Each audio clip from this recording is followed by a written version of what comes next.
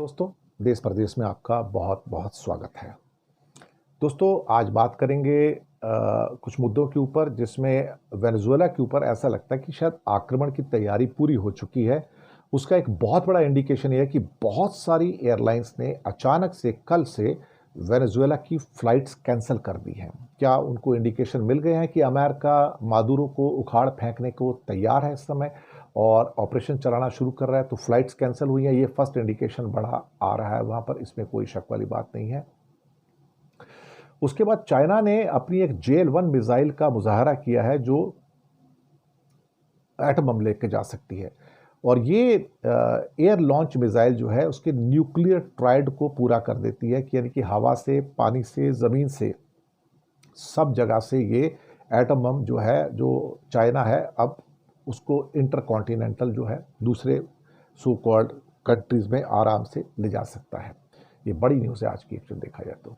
लेकिन आपका स्वागत करते हुए सबसे पहले हम वेनेजुएला पे आएंगे देश प्रदेश के अंदर, कि बड़े कुछ अमेरिकी अधिकारियों का दावा है कि अमेरिका वेनेजुएला के खिलाफ एक नया ऑपरेशन शुरू करने जा रही है, और निकोलस मादुरो जो कि प्रेसिडेंट हैं वेनेजुएला के, उनके ऊपर दबाव बढ़ना शुरू हो गया है। मादुरो के ऊपर ड्रग तस्करी के आरोप हैं, लेकिन वो उससे इनकार करता है। लेकिन दुनिया को पता है कि मादुरो दुनिया का सबसे बड़ा ड्रग लॉर्ड है, और हम तो खुद चाहते हैं कि उसके खिलाफ एक्शन हो, उसको गिरफ्तार किया जाए, उसको हटाया जाए। लेकिन अमेरिका और वेनेजुएला के बीच में ये टेंशन अब एक्सट्रीम पे जा रही है। उनका कहना है कि जो चर्चा होनी थी अब वो बहुत सीरियस लेवल पे हैं, और एक फाइनल एक्ट ऑर्डर अटैक उसका अब वेट हो रहा है ट्रंप साहब का, कि वो कब पूरा का पूरा overt and covert operation start करने के लिए अपना यस या ऑर्डर देने जा रहे हैं। इसमें शुरुआत में कहा जा रहा है कि पहले कोवर्ट ऑपरेशंस होंगे, यानी कि गुप्त अभियान होंगे, और यहाँ पर किस किस्म के गुप्त अभियान होंगे नहीं पता। CIA को पहले पावर दे दी गई थी, ये हमने आपको बताया था। CIA ने इसके ऊपर कुछ भी अपनी रिएक्शन देने से इनकार कर दिया है। उनका कहना है कि वेनेजुएला में किसी भी ऑप्शन को आप नकार नहीं सकते। जो भी हमारे पास विकल्प होंगे, जो ऑप्शन होंगे, हम सभी ऑप्शंस को हम यहाँ पर लागू करने जा रहे हैं। ये सब लोग जानते हैं कि मादुरो सरकार जो है वो इल्लीगल ड्रग्स के व्यापार में शामिल है, और दुनिया में सबसे बड़े वो क्रिप्टो के द्वारा भी धंधा करते हैं, और साथ में ड्रग का व्यापार करते हैं, हथियारों का व्यापार करते हैं, और अमेरिका उनको सत्ता से हटाना चाहता है। इसमें कोई शक वाली बात नहीं है। अमेरिका ने दुनिया को चेतावनी दी है कि वेनेजुएला के ऊपर अगर आप उड़ान भरने जा रहे हैं तो आप सावधान रहिए।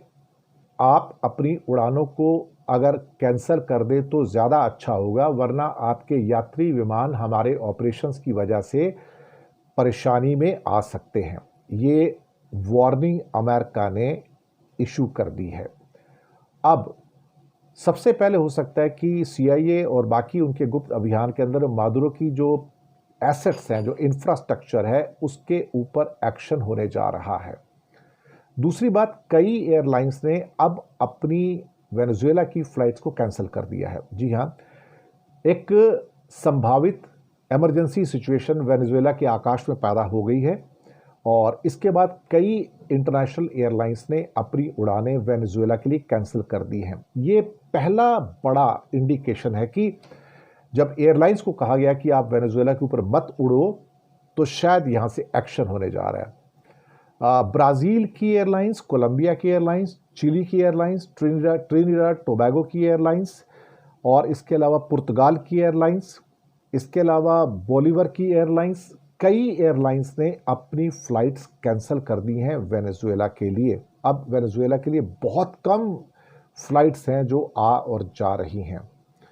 अमेरिका ने वेनेजुएला के ऊपर उड़ान भरने को लेके एक नोटिस जारी कर दिया गया है कि वेनेजुएला के अंदर बिगड़ती हुई हालात को देखते हुए आप अगर वेनेजुएला के आकाश पर विमान लेकर जा रहे हैं तो ये आपके यात्रियों के लिए और आपके लिए बड़ा जोखिम पैदा कर सकते हैं। तो आप बेहतर होगा कि यहाँ पर वेनेजुएला के स्काई के ऊपर अपनी फ्लाइट्स ना चलाएं, क्योंकि ये पहला इंडिकेशन है बड़ा कि कुछ बड़ा एक्शन होने जा रहा है। तो गुप्त ऑपरेशन भी होगा जो कोवर्ट है, और जो दूसरा एक्शन है जो ओवर्ट है, ओपन, वो भी होने जा रहा है।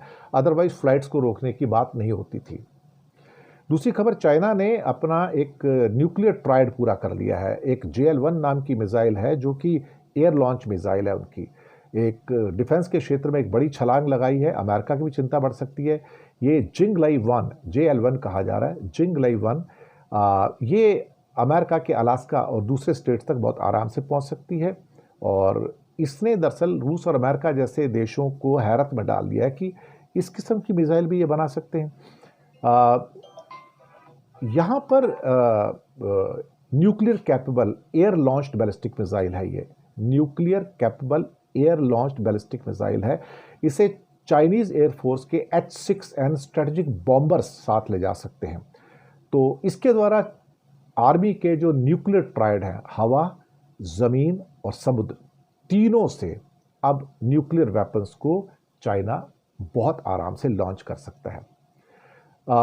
Ordnance industry science technology magazine के इस महीने के इशू में बताया गया है कि ये एक लंबी दूरी की हाइपरसोनिक मिसाइल है जो न्यूक्लियर वॉरहेड ले जा सकती है, और इसको जो उनका बॉम्बर प्लेन है चाइना का, वो उसको हवा से छोड़ सकता है, और पूरी की पूरी दुनिया जो है वो उसकी रेंज के अंदर करीब करीब आ जाती है।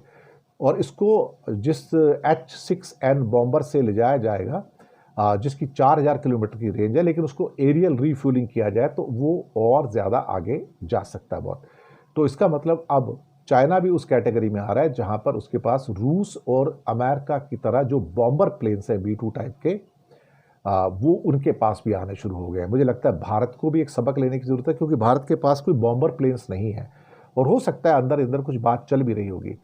लेकिन ये जो सो कॉल्ड मिसाइल है, ये अमेरिका तक कैसे पहुंच सकती है?